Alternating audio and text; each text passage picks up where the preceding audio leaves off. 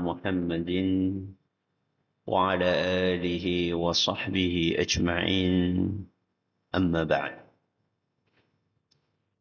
Kita panjatkan puja dan puji syukur kehadirat Allah Subhanahu wa taala. Pada kesempatan malam yang berbahagia kali ini, hari Rabu malam Kamis tanggal 10 Sya'ban 1447 Hijriah, atau yang bertepatan dengan tanggal 28 Januari 2026, kita masih kembali diberi kekuatan, kesehatan, hidayah, serta taufik dari Allah Jalla wa'ala, sehingga kita bisa kembali menghadiri pengajian rutin tafsir Al-Quran di Masjid Agung Darussalam Purbalingga.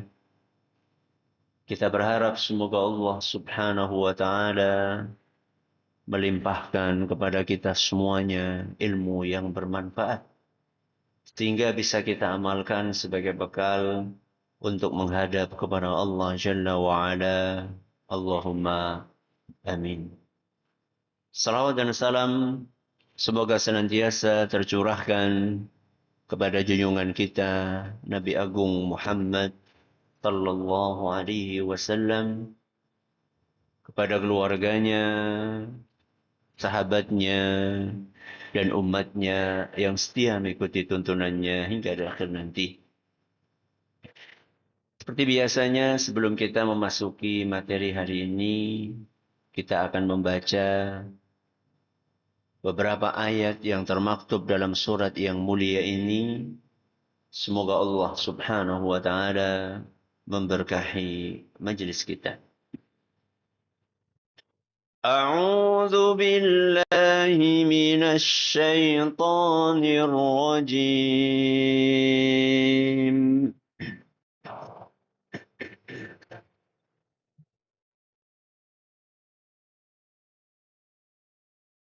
كلا إنها تذكرة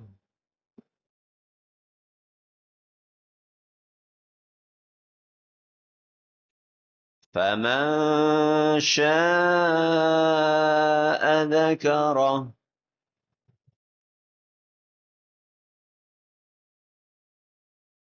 في صحف مكرمة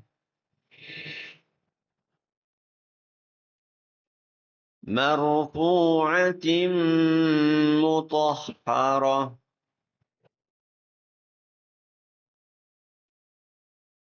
بأيدي سفرة كرام بررة. Para hadirin dan hadirat sekalian, dan juga segenap pendengar serta pemirsa rahimani wa rahimakumullah. Ayat yang terakhir kita bahas, ayat nomor 14. Apa bunyinya? Marfu'atim mutahharah. Bahwasanya Al-Quran itu berada di sebuah tempat yang tinggi dan disucikan oleh Allah. Di manakah itu? Di Lauhul Mahfuz. Jadi ayat yang ke-14 itu sedang menjelaskan kepada kita tentang sumber keberadaan Al-Quran. Jadi Al-Quran itu aslinya berada di mana? Lauhul Mahfuz. Berarti Al-Quran sesuatu yang mulia. Kenapa sesuatu yang mulia? Karena diletakkan di tempat yang tinggi. Dan sangat terjaga kesuciannya. Oke.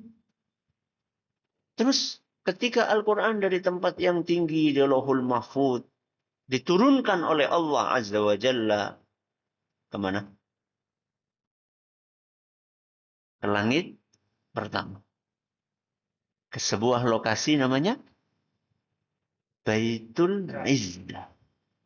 Berarti ada perpindahan. Dari Lauhul Mahfud kemana? Baitul Izzah. Proses perpindahan itu pun tetap terjaga. Keasliannya dan keotentikannya. Kenapa? Karena Allah menugaskan makhluknya yang sangat mulia dan terpercaya. Sinten? Para malaikat. Proses perpindahan itulah yang diceritakan di ayat yang ke-15. Apa bunyinya? Bi'aidi safarah. Berada di tangan-tangan para malaikat safarah. Nanti kita akan jelaskan. Berarti ayat yang ke-14 menceritakan tentang disimpannya Al-Quran. Di mana? Lauhul Mahfud. Yang itu menunjukkan kemuliaan Al-Quran. Dan keasliannya karena dijaga di tempat yang tinggi dan tempat yang suci. Sedangkan ayat yang ke-15 menceritakan kepada kita bagaimana proses perpindahan dari Lauhul Mahfud ke Baitul Izzah pun juga dilakukan oleh makhluk pilihan. Yang tidak mungkin nambah-nambahi atau ngurang-ngurangi atau mengubah-ubah. Dengan kalau dapat amanah cerita gitu. Biasanya ditambahi apa dikurangi? Wah ya loro-loro nih Ustaz.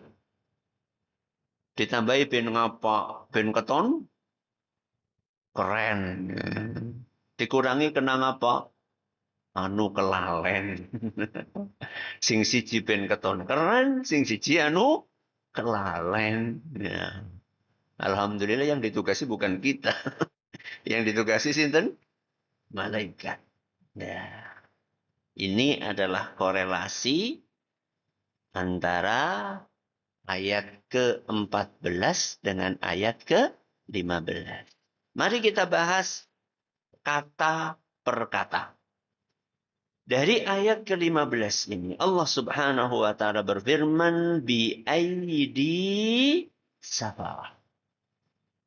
Al-Qur'an itu ada di tangan-tangan. Aidi niku artinya apa? Tangan-tangan.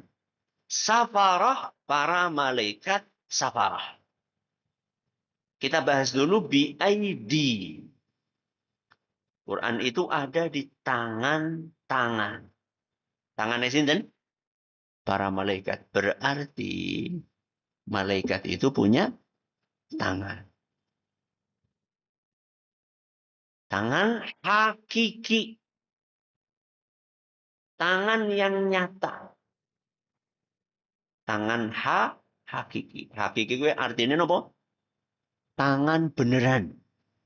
Itu artinya hakiki.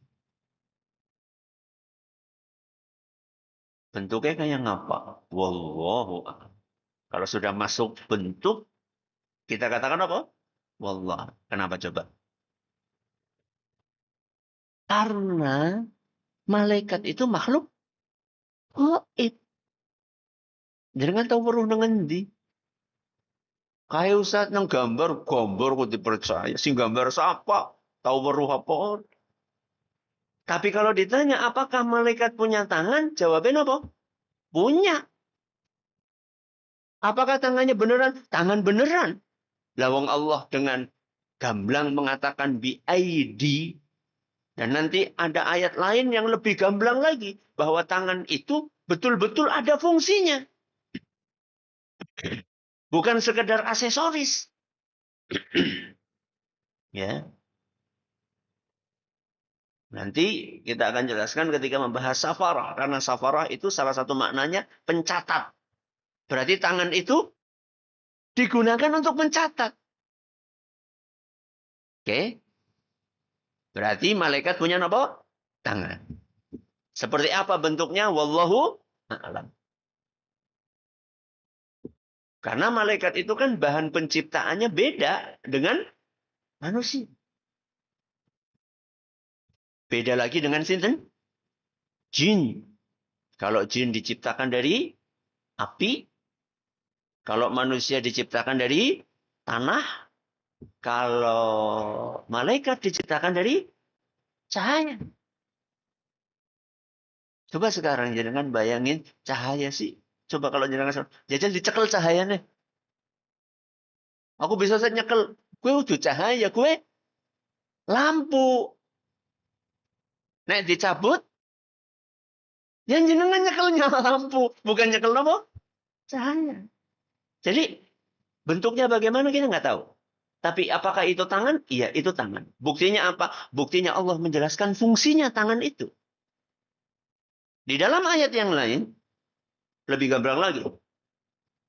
Di surat Al-An'am. Surat apa? Al-An'am ayat 93.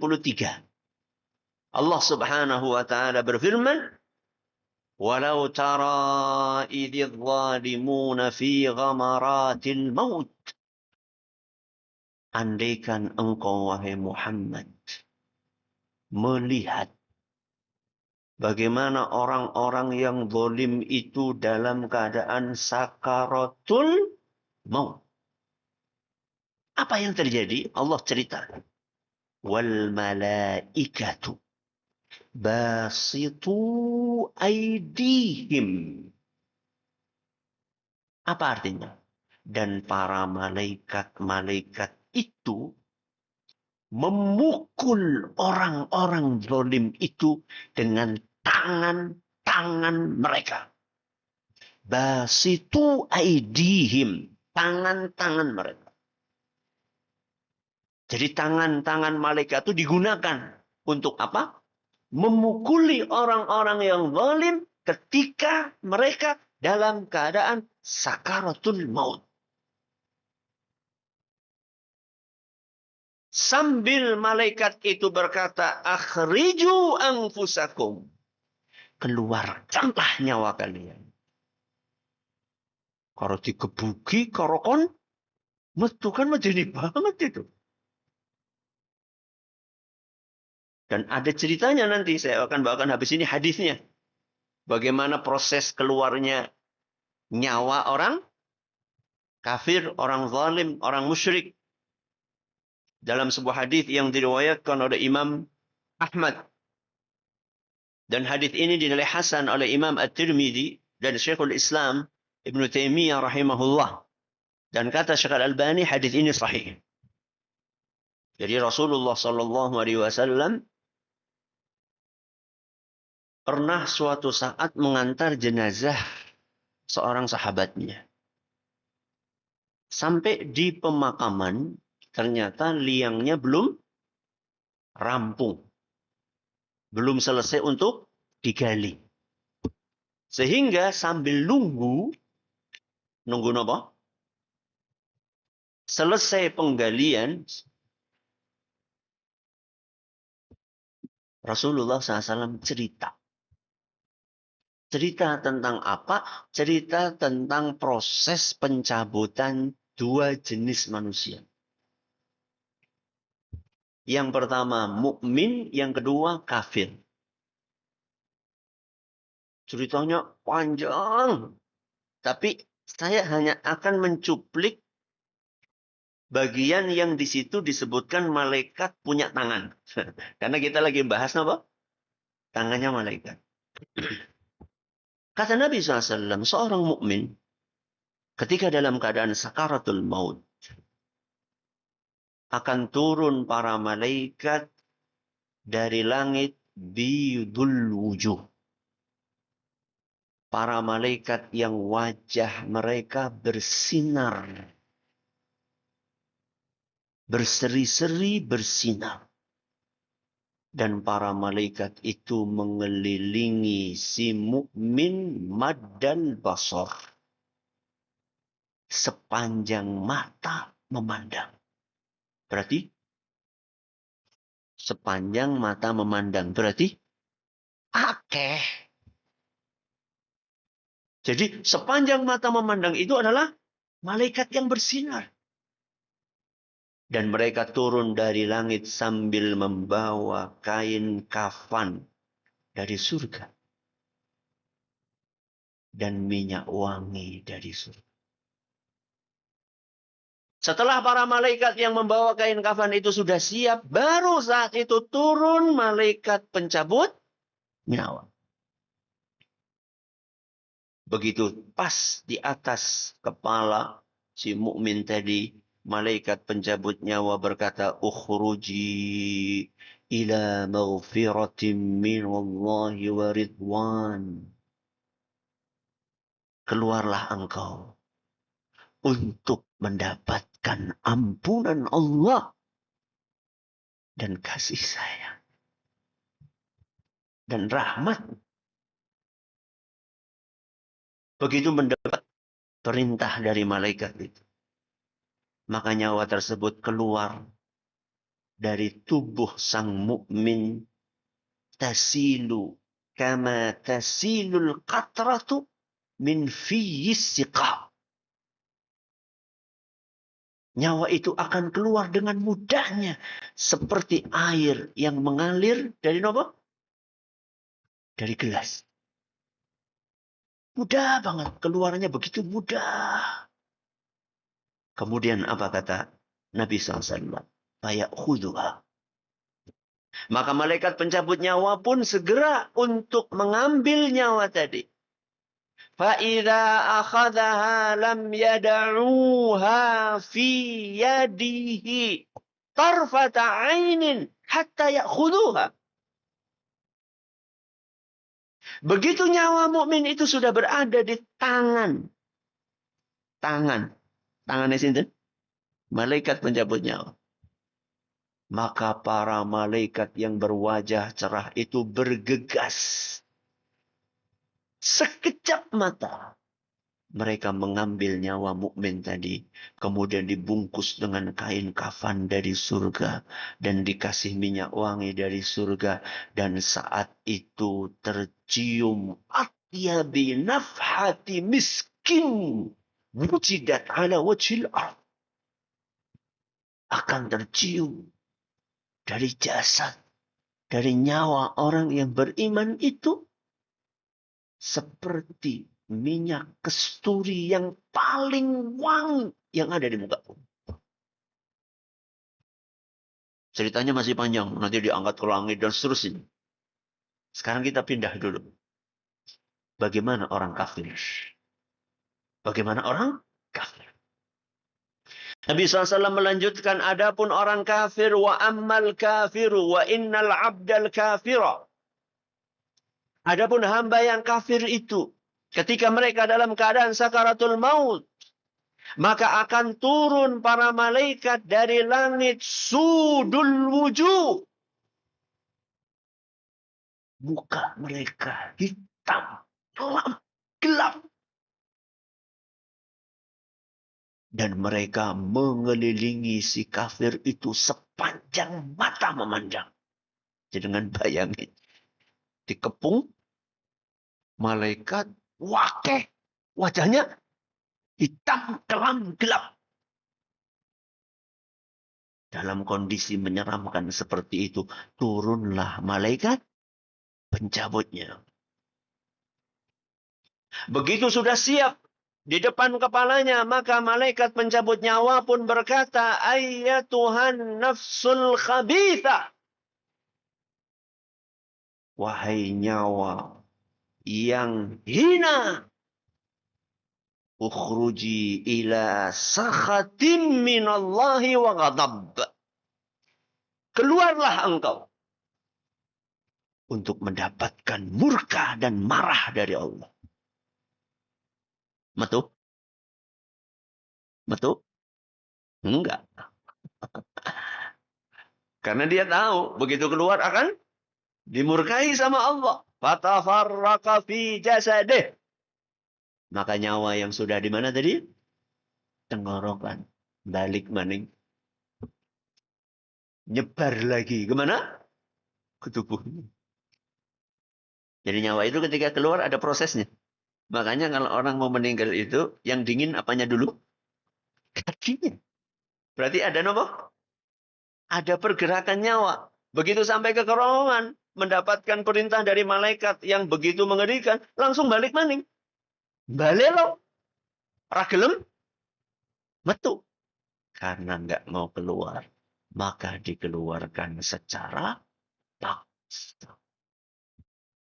Fayantazi'uha kama yuntaza'u as-suffudu minas sufil mablul. Nyawa itu dikeluarkan. Tercerabut dari tubuh orang itu. Seperti besi. Yang banyak lancip-lancipnya. Kemudian terjerat di kapas yang basah. Angel orang. Susah. Mau dikeluarin susah. Tapi begitu dikeluarkan akan tercerabut kapas-kapas itu dan terbawa di besi. Seperti itulah nyawa seorang kafir ketika dia dicabut oleh malaikat. Yang perlu kita garis bawahi adalah kalimat faya'khudhuha. Maka segera diambil oleh malaikat pencabut nyawa. فَإِذَا أَخَذَهَا لَمْ يَدَعُوهَا فِي يَدِهِ طَرْفَةَ عَيْنٍ حَتَّى يَجْعَلُوهَا فِي تِلْكَ الْمُسُورِ. Begitu sudah ada di tangan malaikat pencabut nyawa, maka malaikat-malaikat yang berwajah hitam itu tidak membiarkan sekejap mata pun di tangan malaikat pencabut nyawa. Langsung diambil sama mereka dan dibungkus dengan kain kafan yang kasar. Wa yakhruju minha. Saat itulah akan tercium dari nyawa orang kafir tersebut ka'antani rihi jifatin wujidat ala wajhil ardh. Tercium bau busuk. Melebihi busuknya bangkai yang paling busuk di muka bumi. Na'udzubillahi min dzalik. Fokus kita di mana? Tangan. Jadi malaikat itu punya apa? Tangan. Oke. Kita pindah sekarang. Kalimat berikutnya. Bi aidi. Di tangan-tangan safarah. Safarah niku para malaikat. Safarah yang pernah belajar bahasa Arab itu adalah jamak dari sebuah kata tunggal safir. Kenapa? Safir. Safir itu tunggal. Jamaknya apa? Safarah. Jadi safarah kata Imam Al-Bukhari artinya adalah malaikat. Malaikat safarah ini apa tugasnya? Dilihat dari maknanya.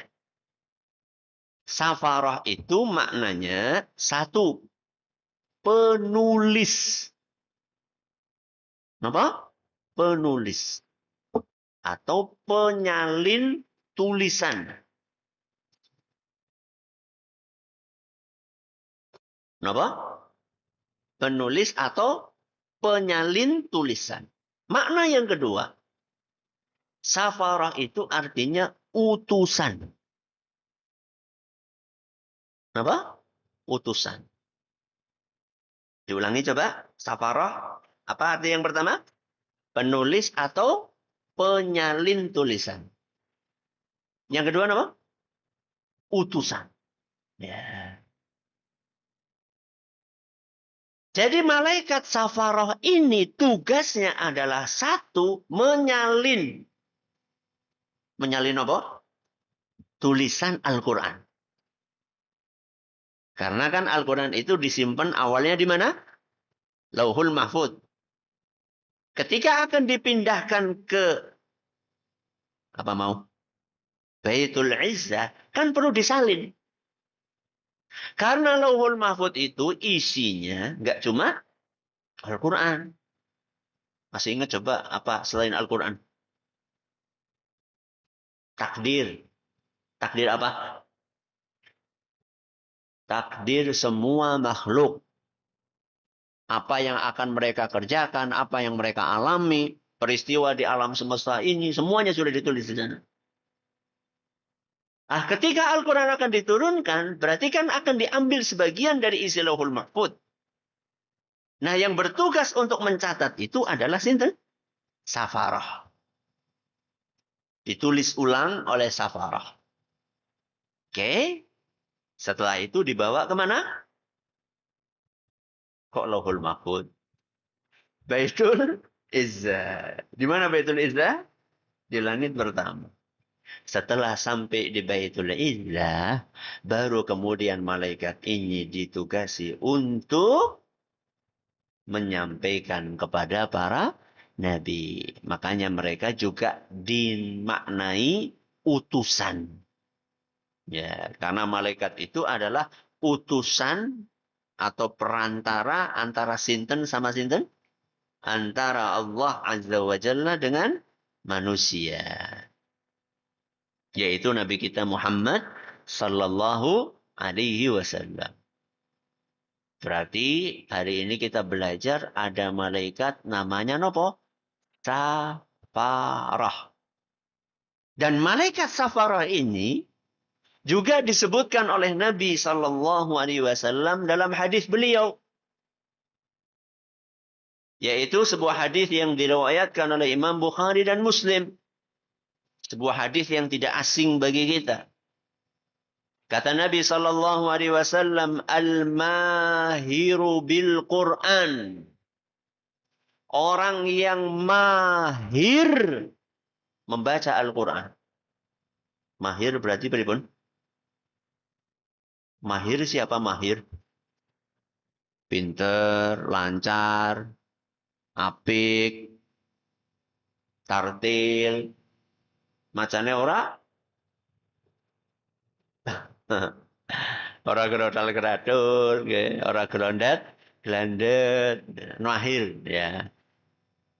Al-mahiru bil Quran, orang yang mahir membaca Al-Quran, ma'as-safaratil kiramil bararah. Mereka akan bersama malaikat safarah. Kiramin yang mulia, bararah yang baik. Ya. Maka berbahagialah orang-orang yang baca Quran ini lancar. Nek aku sih kerodal-kerodal kepriwe Ustaz. Hah? Masih ada kelanjutannya. Kata Nabi sallallahu alaihi wasallam, "Walladzi yatata'ta'u fihi." Adapun orang yang terbata-bata membacanya. Apa? Terbata-bata membaca. Kerodal? Keradul. Wa huwa alaihi syaqun. Dan dia kesulitan untuk membacanya. Apa? Kesulitan. Pak. Ah. Nah. Pak. Ah. Ah. Kue tak ngeden, Pak. Beda maning. Susah. Ya. Pak. Shin. Sin. Shin. Sing gede, Pak. Shin. Dari gede apane gitu. Shin, Pak. Shin. Wano. Kalau sinau wis. Oh, kadang-kadang antara nun karo babe kewalik-walik. Nun sama napa? Ba. Kenapa kebalik-balik? Oh, titiknya kur siji. Ya. Ya. Cuman bedanya ini di bawah, ini di atas. Jim sama kho juga kebalik-balik. Kenapa? Titiknya satu, yang satu di tengah, yang satu ya, Insya Allah, angel teman. Untuk mereka, kata Rasul SAW, lahu ajrani, akan mendapatkan pahala double. Pahala apa? Double. Satu, pahala apa? Membaca Al-Quran. Yang kedua, pahala. Brodol-brodol kok pahala? Pahala usaha dia. Jadi jangan orang usah khawatir. Walaupun Iqra jilid 1, orang rampung-rampung. Ya. Kancane wis jilid 6, ki bali maning jilid 1. Nggak usah khawatir. Capeknya jenengan, usahanya jenengan, nggak nopo, nggak sia-sia. Orang yang mahir baca Quran bersama para malaikat. Yang bacanya gadul-gadul, terbata-bata, pahalanya double. Berarti lebih mulia yang mana?